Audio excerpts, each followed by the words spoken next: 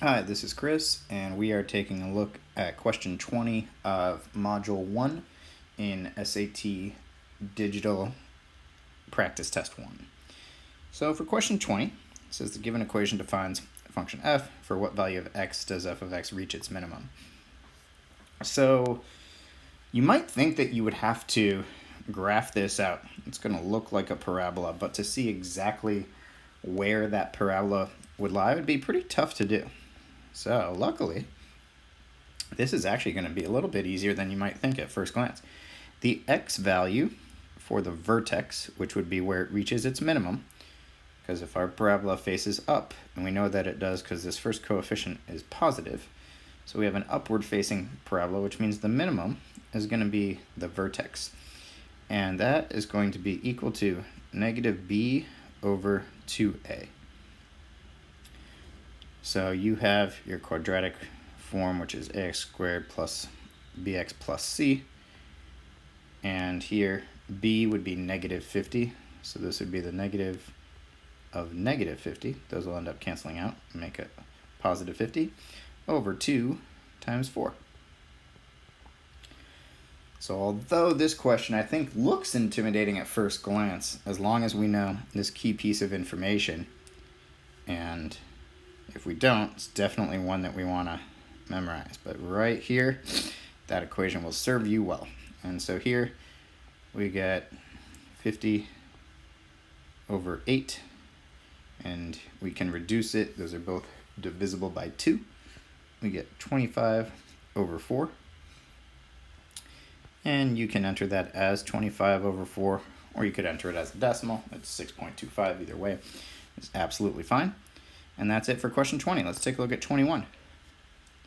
In the xy plane, line L passes through point 0, 0 and is parallel to the line represented by the equation y equals 8x plus 2.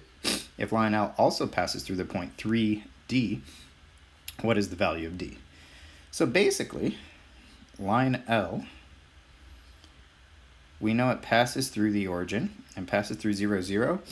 And if it's parallel, the key piece of information that we need to know here is that if it's parallel, it means that it has the same slope. So we can write this line in slope-intercept form. Our line's going to look something like this. My line's a little imperfect. Hopefully yours is better. But here we have y equals, it'll have the same slope, so it'll still be 8x. And then your y-intercept is 0, so it's 8x plus 0, or just y equals 8x. And now, to solve, we're just plugging it. X is 3, and d, we plug in place of y. And we get d equals 24. And that's it. So takeaway info here, just make sure that we know parallel lines are going to have the same slope. And we should be good to go on a question like that. Now let's take a look here at question 22. So this will be the last one from this math module, and it says here in the xy plane, a line with equation 2y equals c for some constant c intersects a parabola at exactly 1 point. If the parabola has equation y equals negative 2x squared plus 9x, what is the value of c? Okay. So, first, this equation, we can solve for y so that it looks a little bit more like what we're used to. We would have y equals c over 2. And if c is a constant, that just means it's a number. And so this tells us that this line is going to be a horizontal line. Like you'll have anytime you have y equals a number. If you have y equals 5, it'll be a horizontal line at 5. Or if you had y equals negative 2, it would be a horizontal line down here at negative 2. So when they say that y equals a constant c over 2, that just tells us it's a horizontal line. Now, we have to figure out if it's going to intersect the parabola at 1 point. Let's get a general idea of what our parabola looks like. So we have a negative coefficient, which means it's a downward facing parabola. It's going to look something like this. And that means for a horizontal line to intersect it at only 1 point, just to give a visual approximation here, that means that that horizontal line goes through the vertex. So just like what we talked about on that previous question, dealing with our knowledge of vertices, I guess I would say, for parabolas, plural. But we have to know this equation, which is x equals negative b over 2a. That's the equation to find whatever that x value of your vertex is going to be. And then you can plug that in to solve for your corresponding y value as needed. So the graph here is only meant to be an approximation so that we get a general idea of the direction that our parabola is facing and what we're solving for. But now I'm going to clear that out, and let's take a look at how we can solve for x and then plug in for y. So here, negative b would be, we're using this quadratic form of this equation.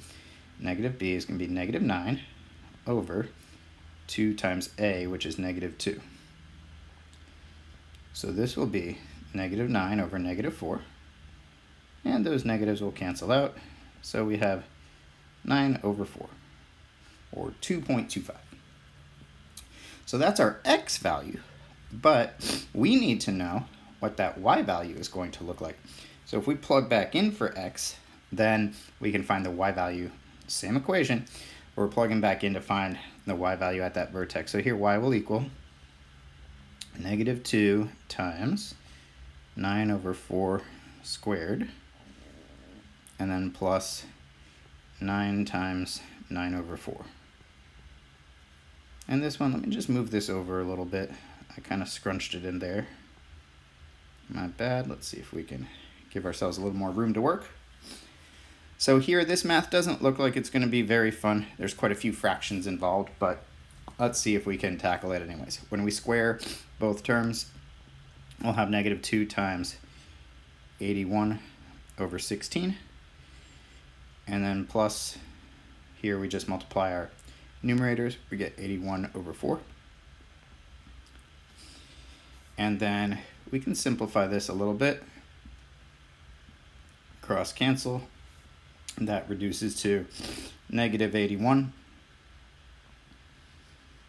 over 8 plus, now it's 81 over 4, but if we want to find common denominator, we could double both of them. That's plus 162 over 8.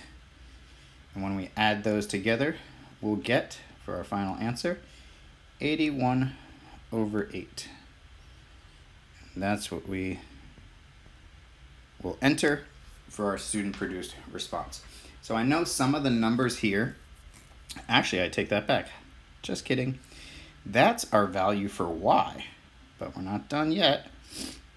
They're asking for the value of c. Always make sure to read the question. I'm glad I took an extra second to double check that one. To solve for c, we know that y has to be 81 over 8, but that's going to be equal to c over 2, and when we multiply both sides by 2, so that'll give us c by itself. Here again we can cross cancel, so this is actually going to end up as 81 over 4 for a correct answer here. So yep, even if you've done all this work to solve for y, just make sure that you double check what the question's asking. That's always something really important to do. And anyone can have a brief moment where they forget, like I just did. So it's always good to double check at the end before you enter your answer on test day. And that's it for Math Module 1. In our next video, we're going to dive right into Math Module 2.